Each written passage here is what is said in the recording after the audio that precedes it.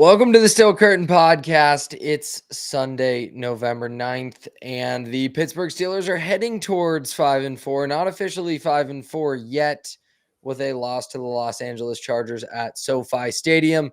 I'm Josh Yourish here with Mark Powell of FanSided.com. As almost always, for our instant reaction shows. I'm back after missing last week, and I might be the Grim Reaper because I brought the bad vibes for the Steelers offense and everything right back with me as Roman Wilson scores a garbage time touchdown for the Steelers to make this look a little less ugly than it is.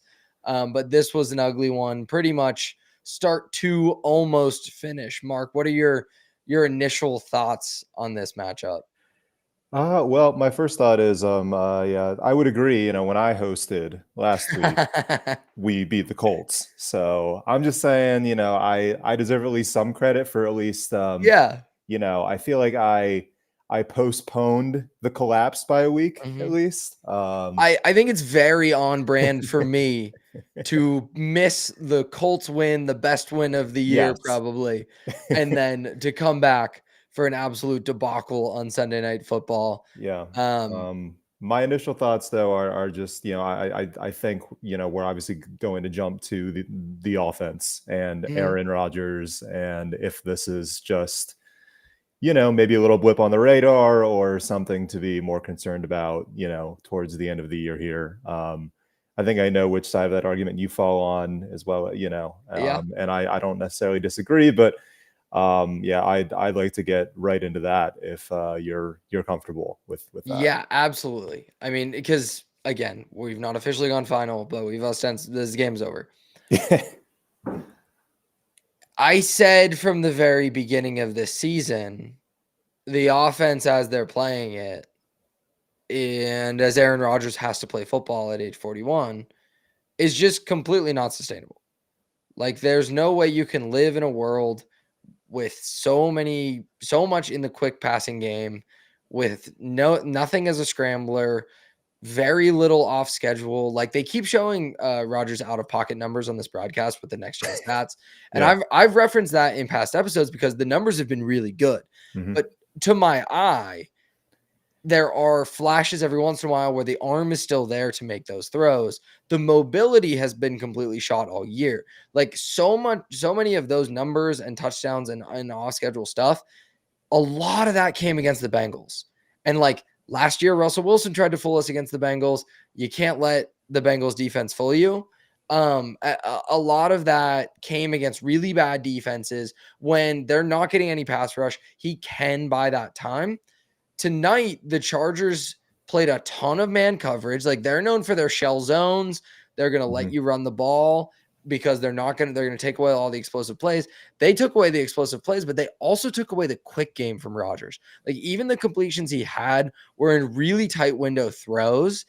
And I think that's the obvious way to try to play this team, right? If you can slow down the run game and the Steelers really can't run it with Sayamalu out now, like Jaylen Warren got back to it in the second half, and I think you got to build the whole offense out of Jaylen Warren because he's looked fantastic all season. Yeah, They don't use him. He was the one highlight. He was the one highlight from tonight, absolutely, really, for me offensively. I don't think there's any sustainable way if you have no off-schedule creation from Rodgers, who looks completely washed, and if he's unwilling to stand in the pocket, because this is something we messaged about throughout the game. He looks like a quarterback who is absolutely completely unwilling to take a hit. Yeah. I mean, I do want to give Jesse Minter his props. I really enjoyed the Chargers fantastic team this game. They entered this game 12th in scoring defense. I thought this would be this had an opportunity to be kind of a statement game either way, either for the Chargers defense or for Rodgers to maybe prove that there's a little more there than I thought. But yeah, I mean, the numbers just kind of speak for themselves. I mean, they just had a garbage time touchdown, so it's no longer the case. But literally, like, as we were heading on this stream, it was his second lowest passer rating of his career, his third lowest yards per attempt of his career, and the lowest rating of his career. Now that has changed because this little garbage time touchdown to gotta love that Roman Wilson.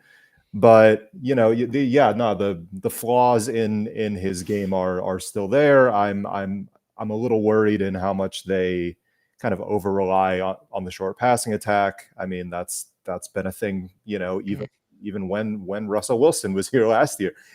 I just it feels a little similar in not in the sense of like the players necessarily, but just like kind of just like defenses figuring out what this scheme is, and like Arthur Smith can only do so much, Yeah. I completely agree. I mean, this is, like you said, it's a completely different offense, but it's the same kind of issues. It's the same kind of issues they had late career Ben. Like, if you have these old quarterbacks that can't create off schedule, you're just limiting your menu of options. Like, your path to success is so limited. It has to be built on the run game so much. And if you're not forcing turnovers, like, the defense played well, but they didn't really get the turnovers. And that's something I want to talk about later. Like, we need to stay on the offense now, but I really want to talk about that because I've read an interesting article and have a rebuttal to that. But it's Rodgers has to be so precise for this type of offense to work, where you're living in third, like trying to live in third and shorts constantly, completing short passes. Like, he's going to throw short of the stick so often. You want it to be so much yards after the catch. You have to be insanely precise for that to work. If you're not going to hit explosives, if you're not going to get chunk plays, if you're not going to have scrambles to keep drives alive. And he was super inaccurate tonight. Like, it's not just that the offense is limited. Yes, the offense is super limited by the pass catchers on the team. Like, the lack of a wide receiver too is a real problem. But I mean, I just think the bigger issue is Rodgers' inability to stand in there and deliver the ball accurately, because as this season goes on, he's been less and less interested in taking a hit. And the balls that sailed, like interceptions, came from it. One was Calvin Austin just not hauling it in. That's the wide receiver 2 problem. But the bigger problem to me is, like, if Rodgers isn't going to stand in there now, he can't do it out of the pocket. If he now can't do it in the pocket, I don't know what you do. Like, I don't know what the answers are for this offense. I just don't think you can, like, it was weird seeing a quarterback who is, he's 41, future Hall of Famer, like just totally losing his mechanics. Like, I mean, very odd, just like fading back with, and like, look, I get, this, to your point, this offense puts a lot of pressure on a 41-year-old going on 42-year-old QB, right? Like, that's not necessarily fair to him either. So,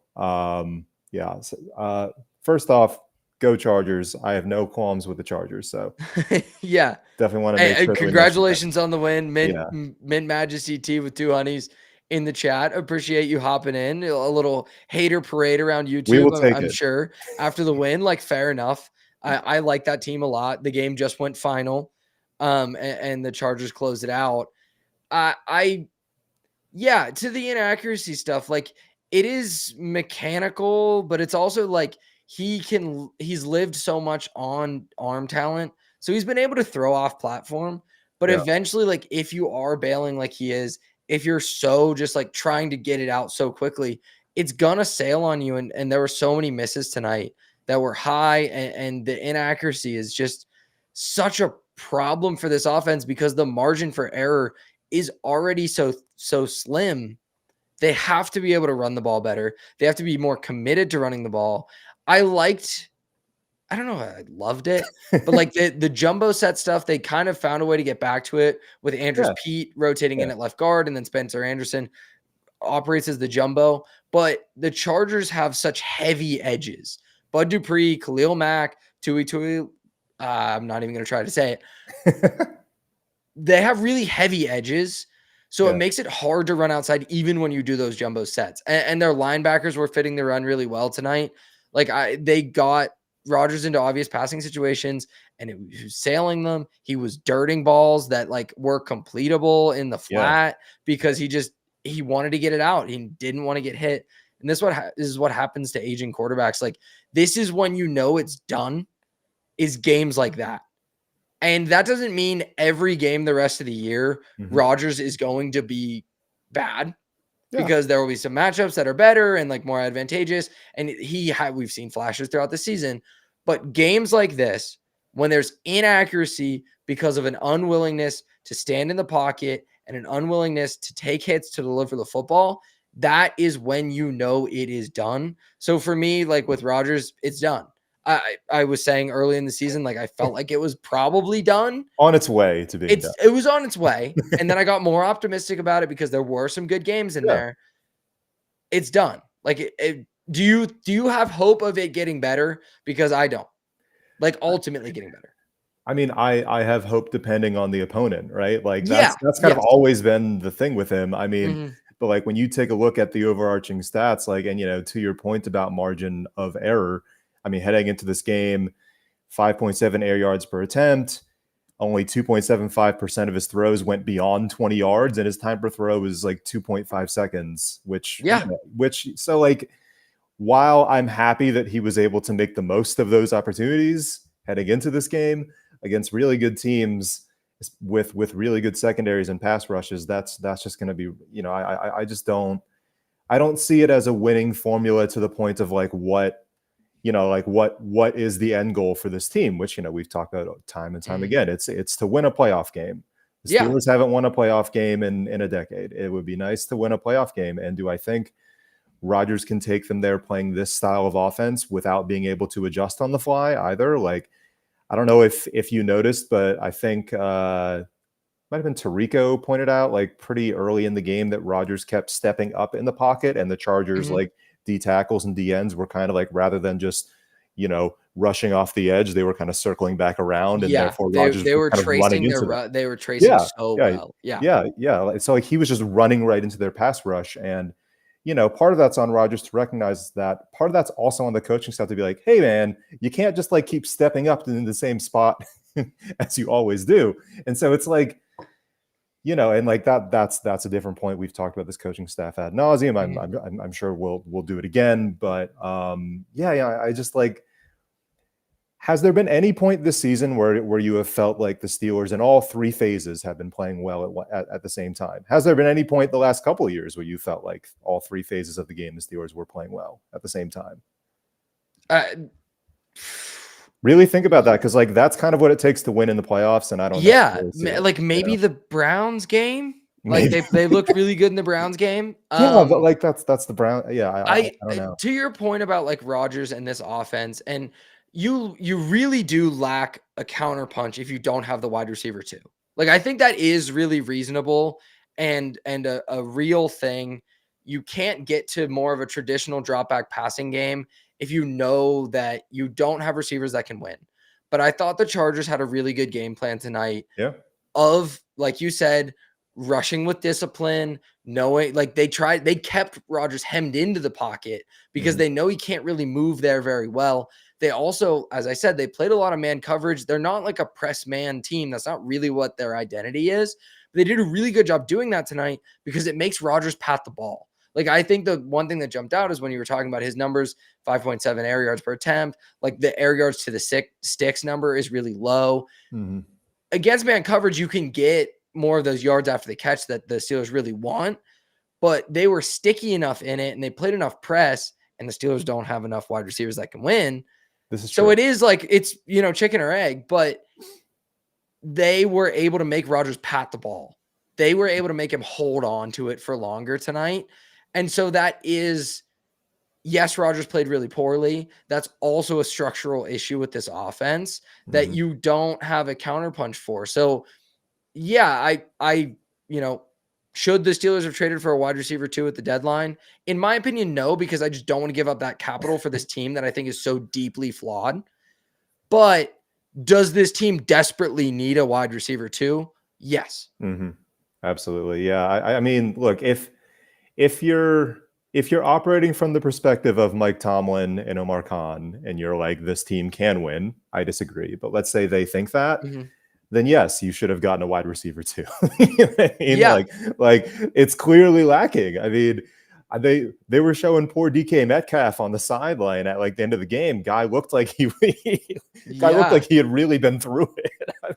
I was messaging you. I was like, I just feel bad for DK, because like every single pass that would go his way, they've got press coverage, man over the top, pretty much no matter where he is on the field, and they're just like, someone else beat me. And Calvin Austin can't do that when he is open. Apparently, he just lets the ball hit his face, and the Chargers get a pick. So, it's just there's no real other option, and there's a reason why the only other options at times have been tight ends. The Steelers will they will play one or two tight ends in the game. They'll have DK on the outside, and that can work from time to time. But teams are starting to prep for that. At some point, you're going to need like another outside weapon that is not just the tight end to beat you over the top. And the Steelers probably aren't going to have that this year unless somebody really surprises us. And again, this is a Chargers defense that's built through the middle of the field, like with Derwin James, with their linebackers. I love Deion Henley. He's one of my favorite coverage linebackers in the NFL. So they're designed to take away like the running back passing game, and they're designed to take away the tight ends and things like that. To this point that I have pulled up from AK in the chat, tell me why we traded Pickens. I assume this is Pickens, not Kenny Pickett. But tell me why we traded Pickens if we were going all in. The all-in misnomer, like I think we've talked about this before, this team is not all in.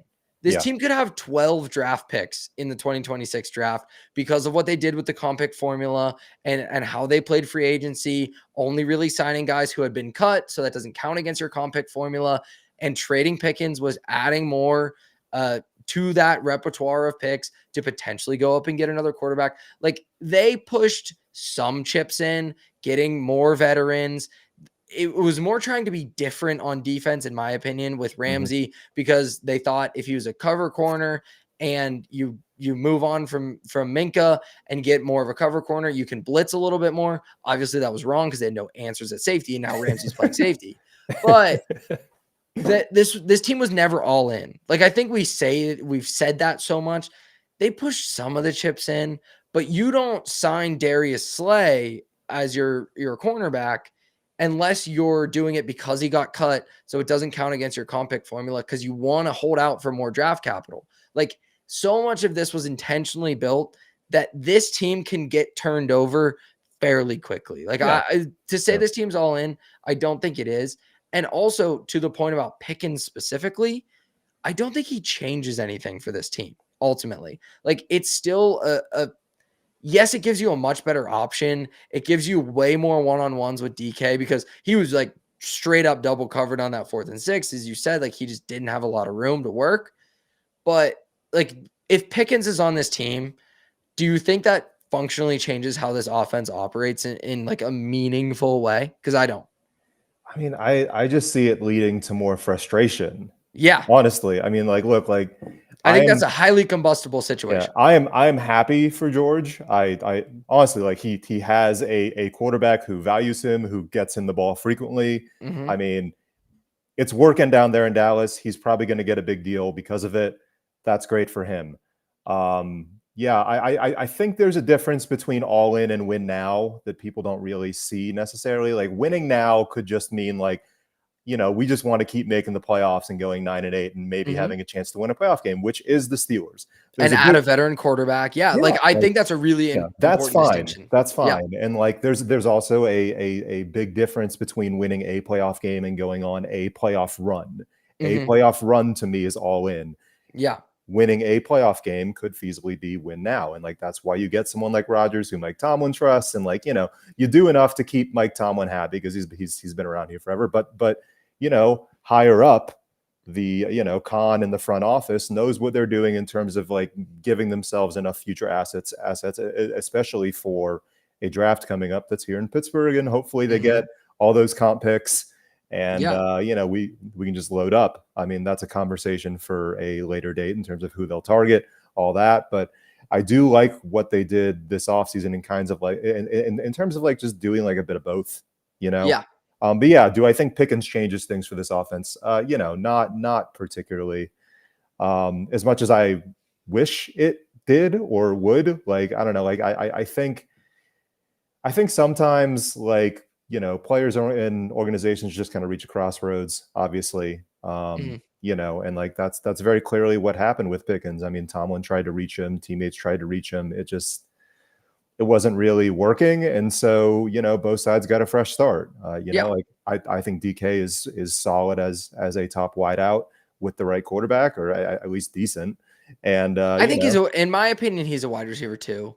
Like I but think he's his fine. skills, but he's still a good player. Like Yeah. I think his skill set is pretty limited. And why one of the reasons I hated that 4th and 6 play, that fade ball, like that's really not DK's game. Yes, he's huge, but he's not like that jump ball winner. He's not that type of like body control contested catch winner that Pickens is. Not to necessarily compare the two and say I'd rather have Pickens, because I wouldn't. I don't think that was going to work here.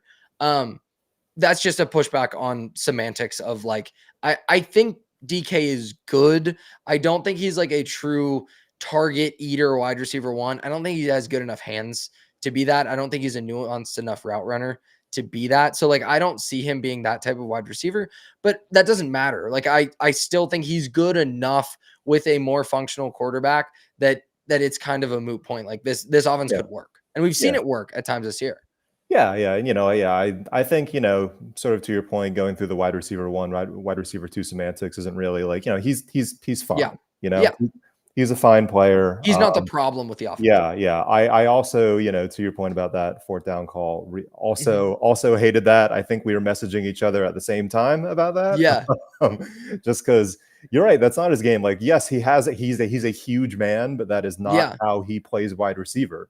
And I don't understand how the Steelers don't seem to understand this, considering they probably scouted and traded for him and have watched a ton of film on him at this point. And have him at practice every day. And, exactly. Like you would think, I've had him on the team for 9 weeks. And he's great after the couch. After the catch. I think the short passing game can suit him really well if they can get him open quickly so that he can, you know, make plays after the catch. But this whole, the fade route, like what are we doing, man? That's they said it on the broadcast. Like that's a players over plays situation. Yeah. And I do tend to agree. Like that's kind of what the decision was. Like, I'm just giving DK a chance because I don't trust any of these other wide receivers. And that's a problem as well. Like, should Rodgers trust them? I don't know. Like I thought Roman Wilson played really well like last week or 2 weeks ago.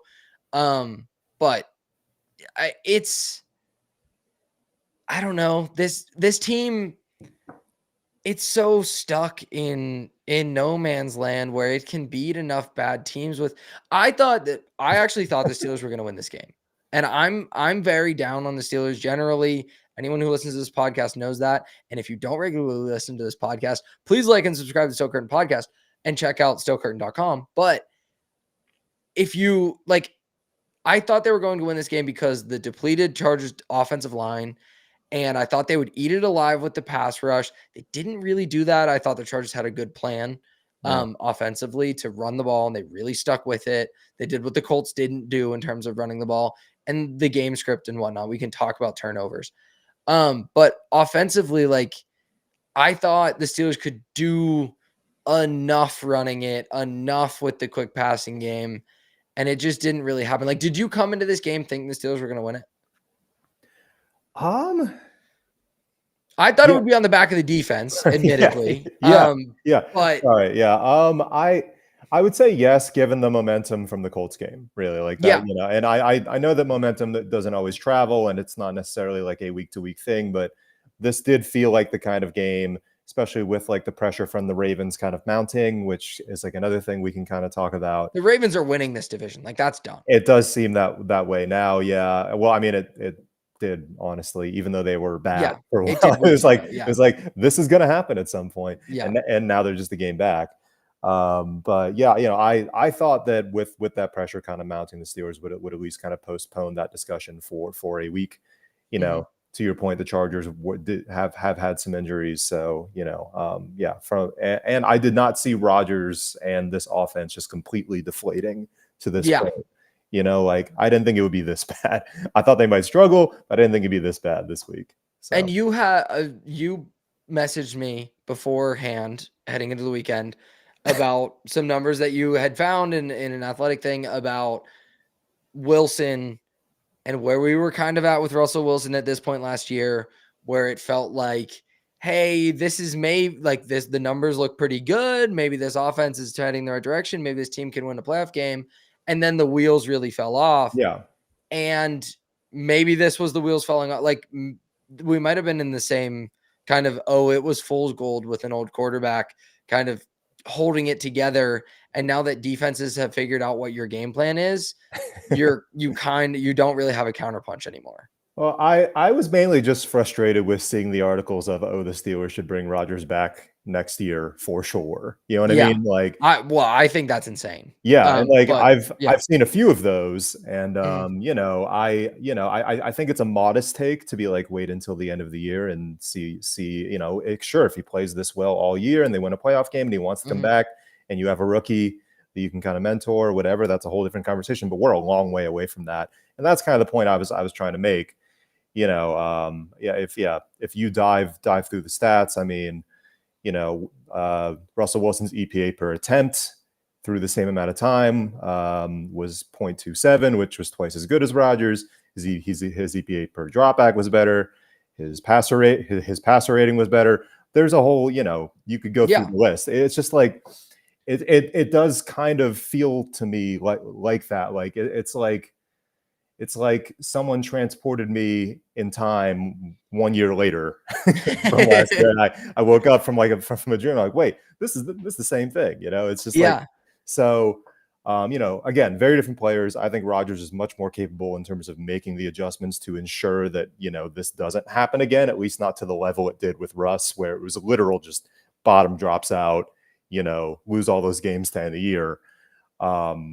So like, I don't think it'll be like that, but it is reason to just like, heed warning a little bit, like let's maybe pump the brakes.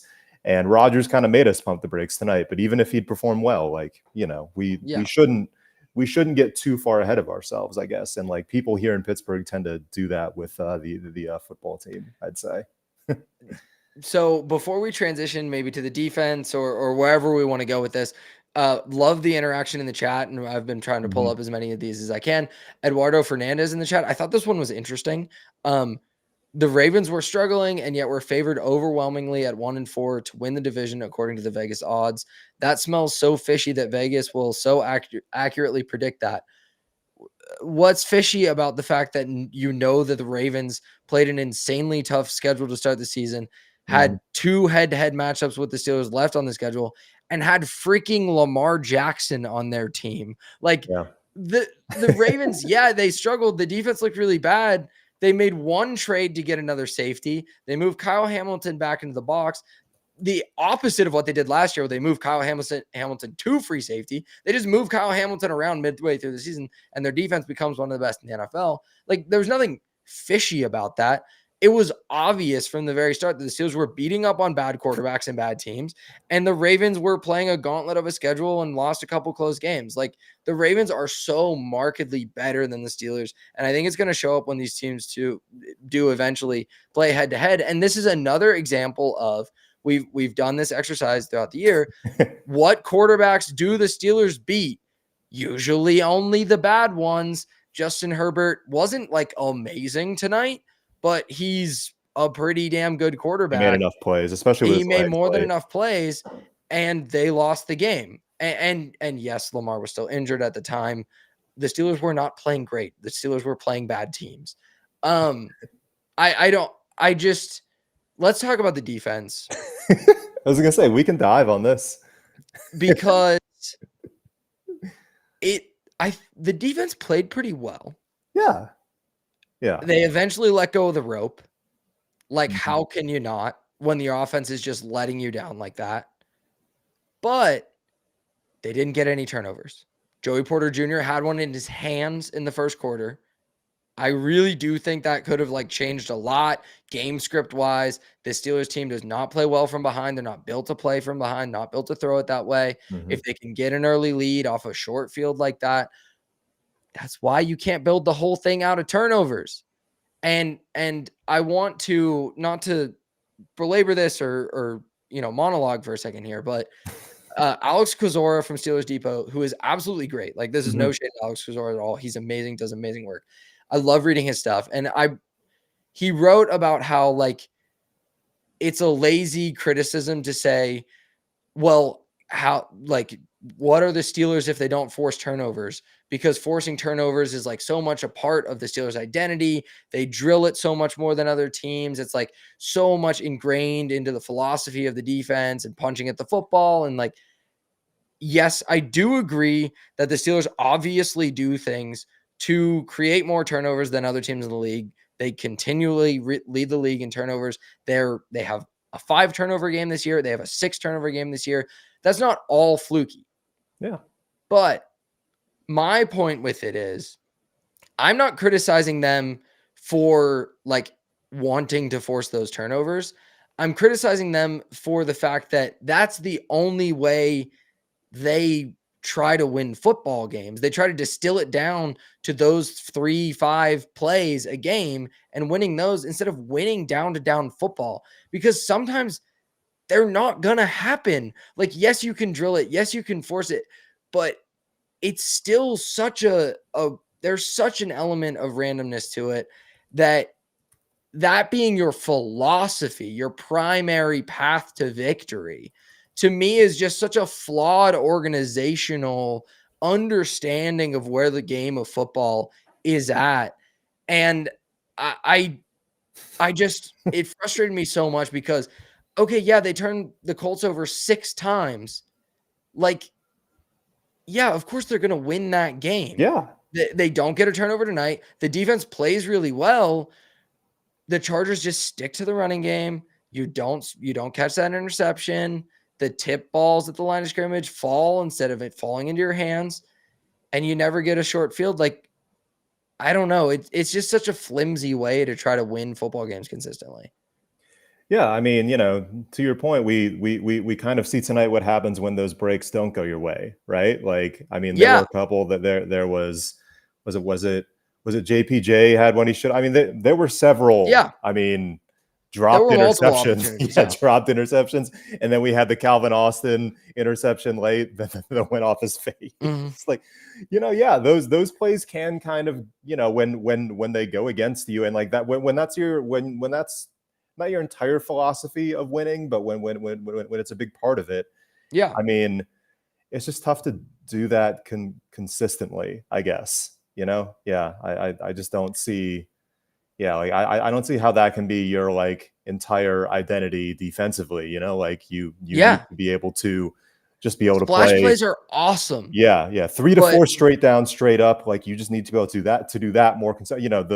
The splash plays will come, obviously, but yeah. And I think last week the Steelers jumped the Colts with the Ramsey at safety thing. It was a massive change. They weren't prepared for it. I don't think they had the right game plan. Like, they came out throwing the ball a ton against the Steelers, who are playing way more light boxes than they ever do throughout the rest of the season, playing way more two deep safeties.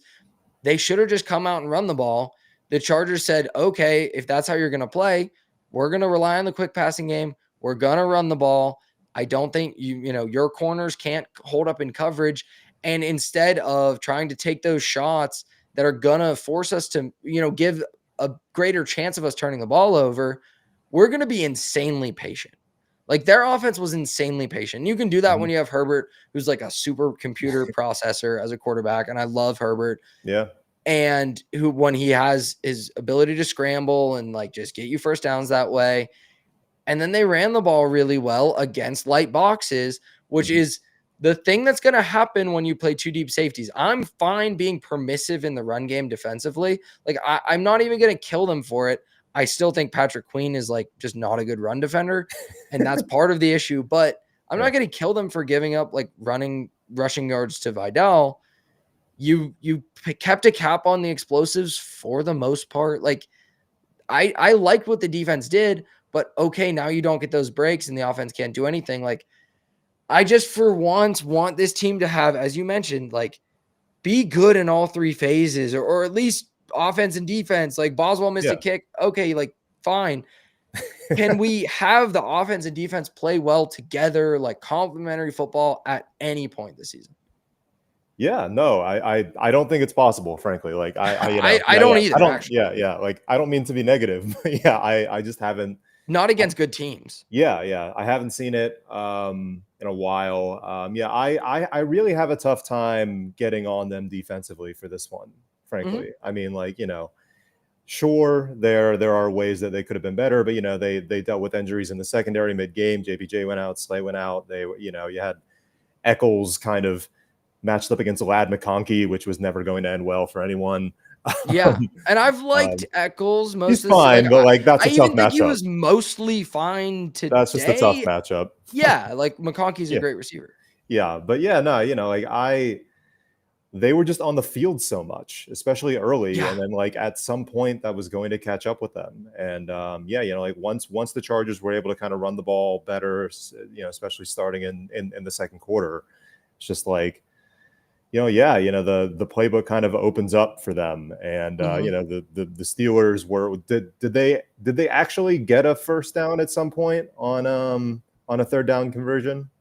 We'll have to check the numbers, but it was really they were bad. 0 for 9 at some point. I forget if they actually got a third down conversion or not, because I think at some point I just blacked out from this game entirely. If they did, okay, so they finished officially 2 for 11 on we third got down. one. I think those two are in garbage time. As we welcome on Shane Kubis. Shane, this is the second straight week we're bringing you, or second straight week with me that we're bringing you on to the Instant Reaction, and I'm bad luck apparently for Sunday Night Football. Thank you for joining us. Your thoughts on Aaron Rodgers and that performance, because it was clearly his worst of the year. Well, we know for sure that he's as old as he is now, right? Yeah. Like there's no question about whether or not he is his age, right? Like there's some throws where I'm like, all right, maybe we got his age wrong. Maybe there's supposed to be a 3 in front of that 1 instead of a 4, Yeah. Not so much tonight, boys. Not so much. That was, I don't want to be like hyperbolic here, but and this is coming from someone who's watched Kenny Pickett play football for his football team. This is coming from someone who's watched like Mason Rudolph, honestly, who I would love at this point based on what we saw last night. Yeah. Play football if for his team. If that's what Rodgers is, like, you got to go to Rudolph. Yeah, like soon. This is one of the worst quarterback performances I've seen from a Steelers quarterback in a very long time. And there's plenty of other things wrong with this team offensively that isn't just him. Mm-hmm. And honestly, he's kind of made up for some of them at times compared to this game. But this is an example of what it can look like when he isn't doing some of the stuff that he was doing in previous weeks, where there's just no direction for anything. He is very clearly unwilling to, or maybe unable to, stay in the pocket, fire down the field, find open guys in high leverage situations. It's just not something he's shown the ability to do really since he left the Packers, to be honest with you. Mm-hmm. And I don't think he's suddenly going to pull that out at this point in his career, right? Like I think the version of him that we just saw is what's capable of happening to him at this point. And again, it was one of the worst games of his career, if not the worst, if you take everything in totality. But again, he's also 41. So like this was probably going to happen at some point. Mm-hmm. And I do think it's on the Steelers to a certain degree for not having a team around him that is capable of propping him up a little bit more than they clearly have been able to this year, which has been very rarely at all have they done that. Like that's just kind of what it is. Yeah, the word I keep coming back to is counterpunch. Like without a reliable second receiver, you don't really have one. It's all quick passing game. It looks like late Ben. Like every team, the Chargers pressed the hell out of them. Mm-hmm. They stopped the run game, and they made Rodgers pat it. Like if you make him pat the ball, he's cooked. Yeah. And they did a really good job of that. They're a defense that's strong up the middle. They have good safety and linebacker play, so you can't really get to your tight ends as easily. So what's your counterpunch? Like they just don't have one that is structural, but it's also a quarterback who can't scramble. And that's such an important part of modern football, who can't create outside of the pocket. And that's such an important part of modern football. I don't know like what the answer. There's not an answer. The answer is there's not an answer for this team. It's not a good football team. Yeah. Well, I was going to ask, where do you go from here then? In theory, right? Like, obviously, there's still half a season left, right? Like, I assume he's not going to be this bad every game, or we can only hope. Yeah, He'll be good next week because they play the Bengals. Yeah, he'll be legitimately good. They can't do anything to anyone. So but you've talked about counterpunches, Josh. What is the counterpunch for the rest of the season to get the most out of this offense? Then, Shane, you have to find a way. I hate to say this because he's made some mistakes and he's not perfect. You have to get Roman Wilson the football somehow, some way. You have to find a way to incorporate him because Calvin Austin, as good as he can be at times, you saw the drop. Him and Rodgers are not on the same page too often. Rodgers and Wilson have to get in a room, and Tomlin has to be in that room too. And they have to be like, how can we get you 7 targets a game the rest of the season to take the pressure off of Metcalf, to take the pressure off the run game, to take the pressure off everything else? Because until there's a second receiver, the defenses have to even pay attention to until the fourth quarter when Rodgers has no choice but to throw him the football, because what else is he going to do except for that? There's just going to be too many teams that they face down the stretch that know if we bracket Metcalf, if we don't let the tight ends get free over the middle of the field, and we make Rodgers step up into the pocket and try to escape, the offense doesn't work. Like that, if those things all happen at the same time, it's over. The play's over. Like the Chargers knew that if they could get Rodgers to creep up in the pocket to try to escape the pressure, they could just reroute themselves and sack him. Like it was very easy for them to do that in the first half, especially. You can't have that happen every game. You can't the rest of the way. I just don't see a world in which they the path to this being a functional offense was being weird as hell. And to Arthur Smith's credit, he got weird as hell. Like 6 offensive linemen, all the tight ends. In my opinion, he pulled out like all the stops he possibly could with the construction of this roster and the state of his quarterback play. And I just think it's done. Yeah, it's run its course. You're out of answers. Yeah. The run game stuff, I think, is still going to be fun. It worked in this game. It just, once the fourth quarter happened, it didn't matter anymore because the Chargers Jalen Warren is so good. He really is great, and it's too bad. Like too bad. Yeah. He was not on a better team. Yeah. He's gonna. My least favorite part of this pod each week is that I can't talk more about Jalen Warren because he is the one positive every week, and I'm just like, man, this guy's so good, but every week I have to talk about how this and that happened. 12 carries this week because spoiler alert, but there'll be a article tomorrow about one of the ways the Steelers can help fix the offense, and it's not the Roman Wilson thing I talked about. It's just Kenneth Gainwell doesn't exist anymore. Jalen Warren plays 90% of the snaps until he dies. Like that's unfortunately what you probably have to do, because at least if he's out there, it's like, well, we might get a 20-yard run every so often, or you might kill somebody on the defense by running through their chest. At least something will happen maybe sometimes. Like I don't know what else you do besides that. That's easy to do. That might have been the best in-game hurdle I've ever seen. And I'm a bit biased. Obviously, Barkley's had, in terms of cleanest hurdle form, it's up there. Dude didn't even get down. I just feel like he just jumped over a person standing straight up. That's why it was crazy to me. Usually somebody's diving at their knees. He was just normally over. Yeah. He's just like, you don't exist. You're a ghost. I'm just gonna jump over you. It's like, it was too bad, dude. Take a seat. Yeah. Too bad we punted. Defensively, Shane, we've barely talked about the defense, and how can you focus on that after that offensive performance? But it's funny because the offense is so bad, and there's only so much I can say about it because I feel like it's so obvious, what's wrong with it. Defensively, I don't think there's much wrong. I just think the Chargers have a really good quarterback and a pretty good game plan, and they were really patient to not give the Steelers chances to turn them over. I think the Chargers treated the Steelers offense exactly how you should, and that is that you can be patient because they're probably going to take a while to get going if they ever do. Yeah, so the Colts played the Steelers it was going to be a shootout.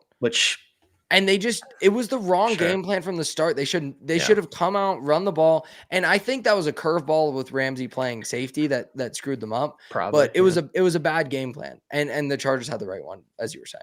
Mm-hmm. It's just really tough because it was very evident from the start that the defense was not going to be an issue in this game. They were able to stop the run pretty well. They did get some early hits on Justin Herbert.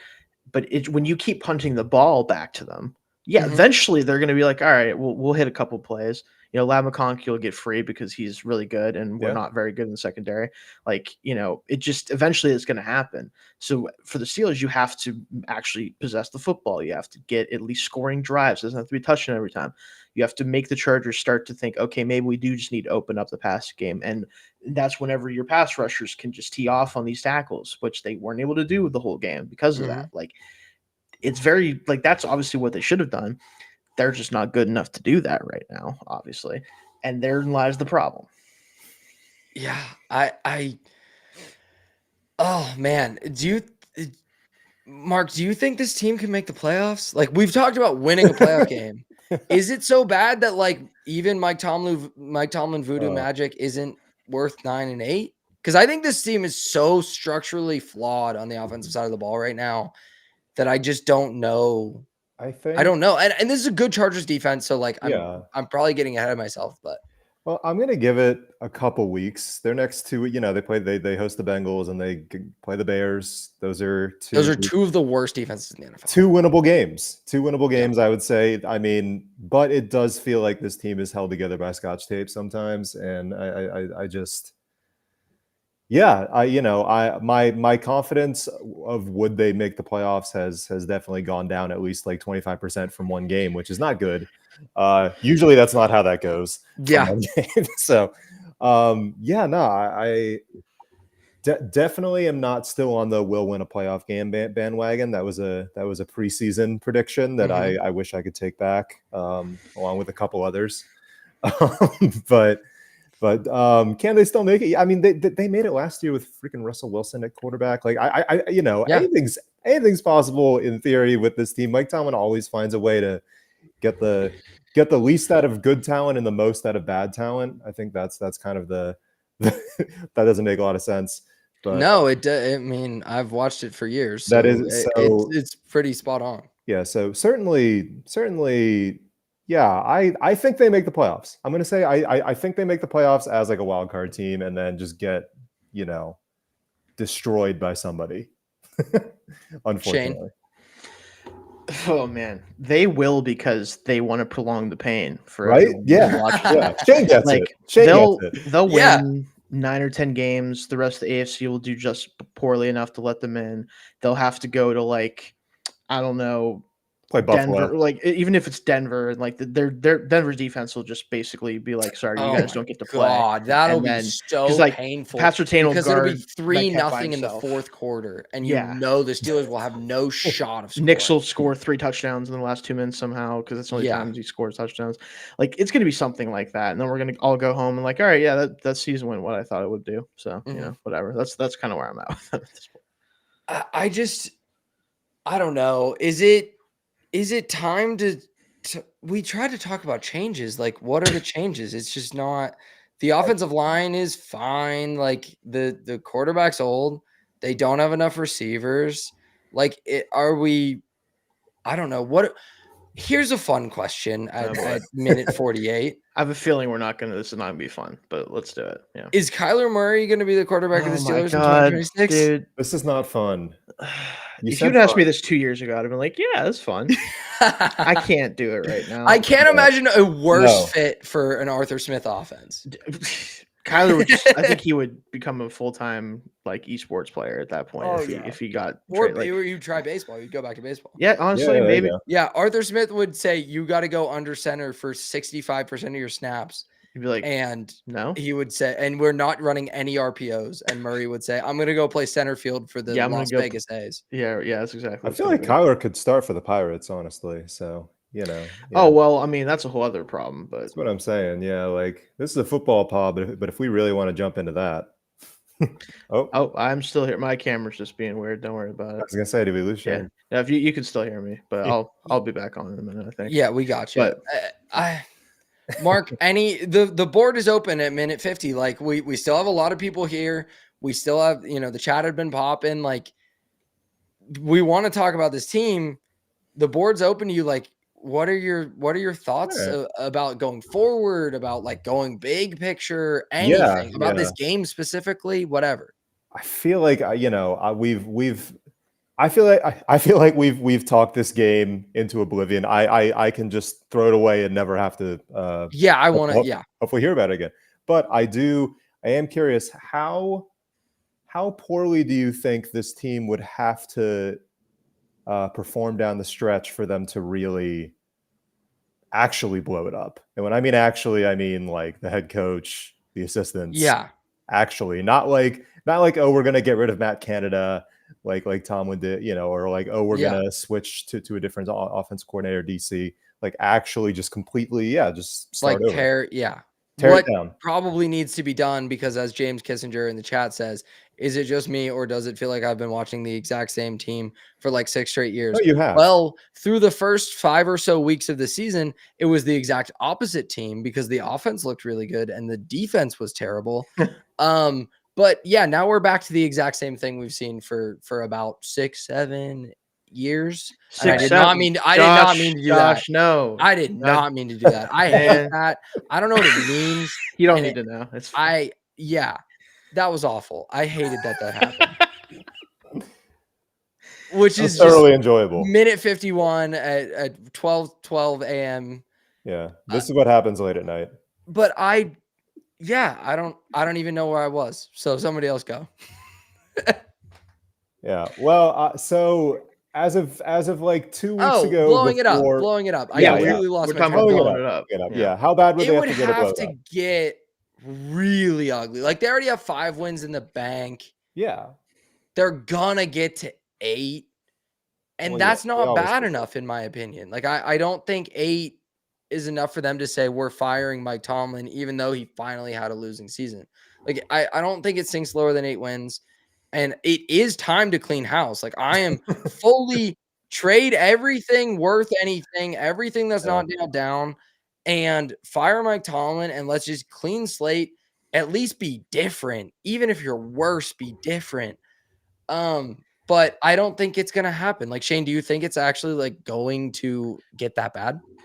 No, it won't get that bad. This team finds ways to not let it get that bad. But it's too talented on defense. Like, there's too much talent. There's still enough talent. Like, that you could see it. The problem too is, like, imagine if I were to tell you guys that at the end of week 10, after what happened at the trade deadline, that you might feel better to be a Jets fan right now.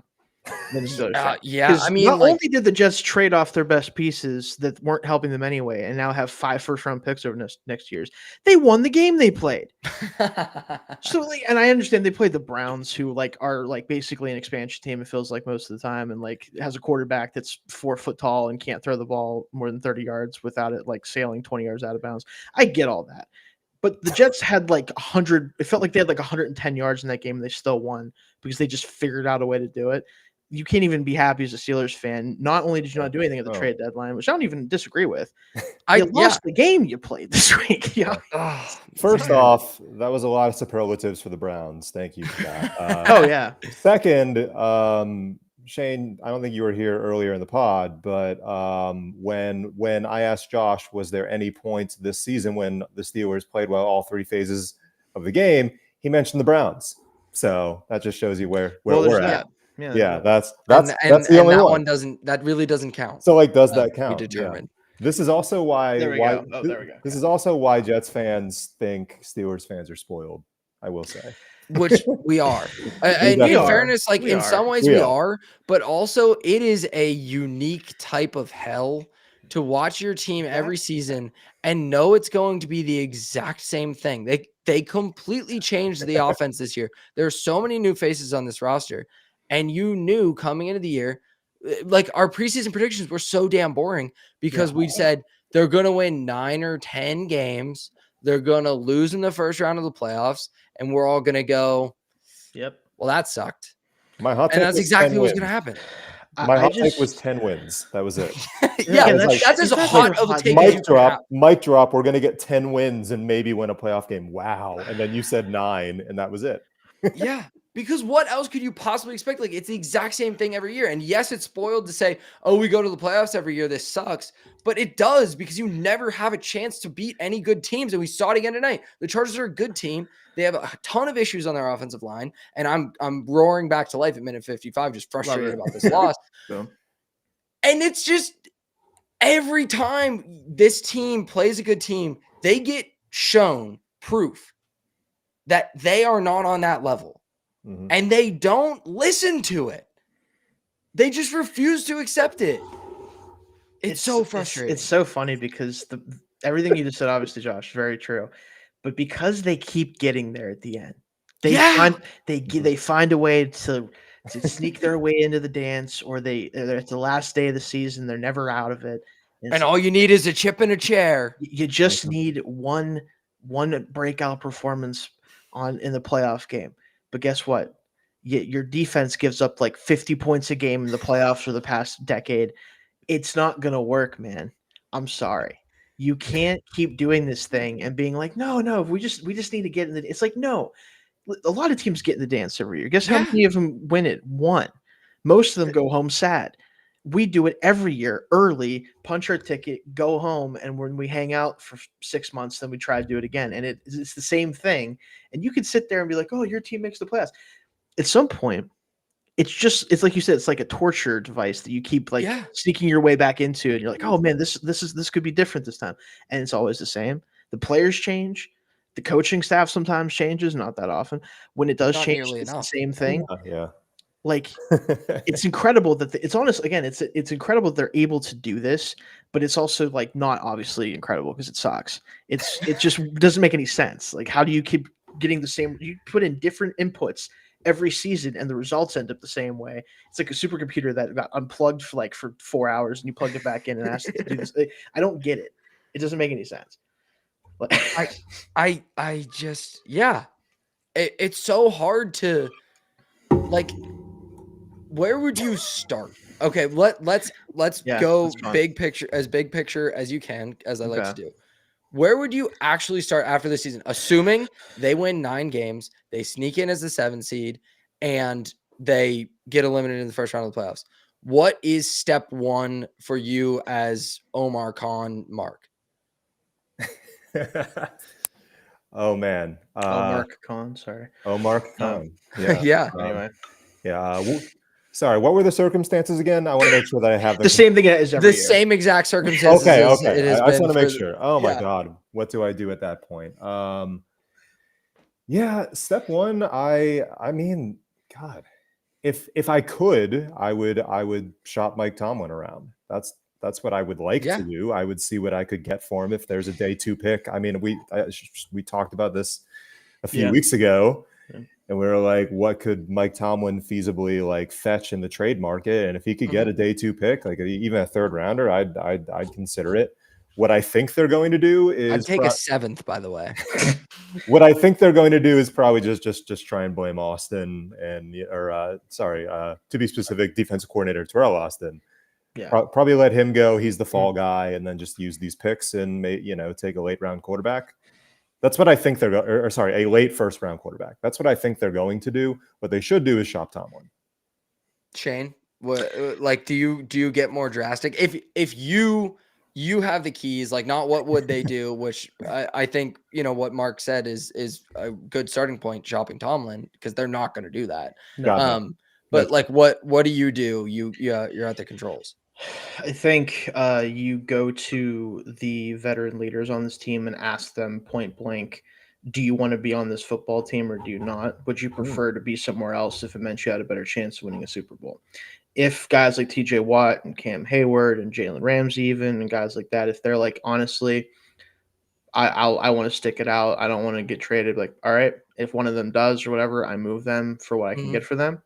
I try to shed defensive salary where I can because you need to balance the sheets a little bit when it comes to the offensive versus defensive spending, especially when the defense you run anyway is so just like whatever. Who cares? Like, we don't have to keep doing this thing of like spending the most on defense. Yeah, no. When you're going to be so schematically boring. Right. Anyway, who cares? Just get better. You're going to be overmatched on the chalkboard every week. It doesn't matter. You shed salary where you can. You go into the draft. Honestly, if you're picking in the middle of the draft, I would highly consider trying to convince a team who wants somebody badly in the middle of the draft to come up and give up their first next year to come down and trade all the way out of the 1st round because I haven't done my scouting at all for this year yet. I wait till usually January to start doing that. but all signs are pointing that 2027 is the year to be involved in the first round if you can be in it. So I'd want that extra first round pick for next year, not even 2026. Load up on guys you think can help your roster with the day 2 picks that you have and the compensatory picks. Try to get like at least a base level amount of talent that can come up for some of the older players, especially on defense. And I would also honestly try my hardest to convince the Titans that Arthur Smith is the guy for them as the head coach. Just not even because I hate Arthur Smith, just because I'd want a clean slate and the coordinators too, bring in new guys that I think are better fits for what we're trying to do. And honestly, you kind of have to not punt 2026, but you're not trying overly hard to compete in 2026. Yeah, I think that's a really good starting point. And I think the obvious question is, okay, then who's your quarterback? Don't and care. If you're not trying that hard to compete, Anyone. it doesn't really matter. Let Mason do it. Will Howard, I don't care. Someone. Not Aaron Rodgers. My God. Steelers fans would love a Mason Rudolph, Will Howard. They do. They would love There's it. no fan base in the NFL or maybe professional sports that would talk themselves into nonsense more than Steelers fans would talk themselves into a Will Howard versus Mason Rudolph quarterback competition. And it would be the most annoying offseason probably possible. It would be electric. Yeah, we would need like a call-in show. We need like we need a call-in show for people just literally users to call in and be like, yo, Mason Rudolph. I think I would do a man on the street thing. I would start like a man on the street thing and just like get into arguments with people about Will Howard because it's just like there's nothing there. This quarterback battle with Mason Rudolph. What do you guys think about this? Like, Will Howard, national champion. It's like, yep, you're right. Yeah, like you're correct. Have you seen him throw a deep out and watch it flutter?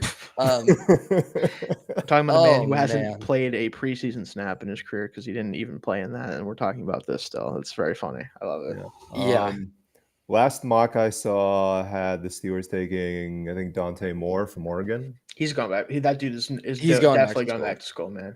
I think he should go back to school. I love him. That was I actually really like him. That's all I'm saying. I think he's a good prospect, but he's probably going back to school. Another year. Definitely. If we're talking quarterbacks, I feel like I'm probably the most qualified at the moment, covering college as much as I do. Yeah. I love Simpson from Alabama, Ty Simpson. Oh yeah, I mean, if he's there, that'd be awesome. He creates off schedule so much. The amount of responsibility that Alabama coaching staff has put on his shoulders is ridiculous. I know he's a redshirt junior, for a first-year starter. Like the stuff he does at the line of scrimmage pre-snap, the fact that they have no running game to speak of, he's obscenely accurate. He's so aggressive over the deep and intermediate middle over the field. I really I love Simpson. I like Mendoza. Like he's at top. He's mobile Goff, which is like amazing. Yeah. I don't know that you're going to hit top. That's always very hard to project. And I don't know how much the mobility is actually going to translate, but I know he's big and he's way less pressure sensitive than Goff. Yeah. But are you one of the 4 most accurate intermediate throwers in the NFL? I don't know. Jared Goff is, and that's why he's a very good quarterback. So the margins there feel a little bit slimmer. I would lean Simpson, but I also don't think you're going to get him because I think he's going to go in the top 5. I think they're both going to go. I was going to say he's I think gone. I keep seeing people talk about whether it's Steelers media people or just fans or whatever talk about they're going to move up for a quarterback in this class. I'm like, who are they going to move up for that's still available to them?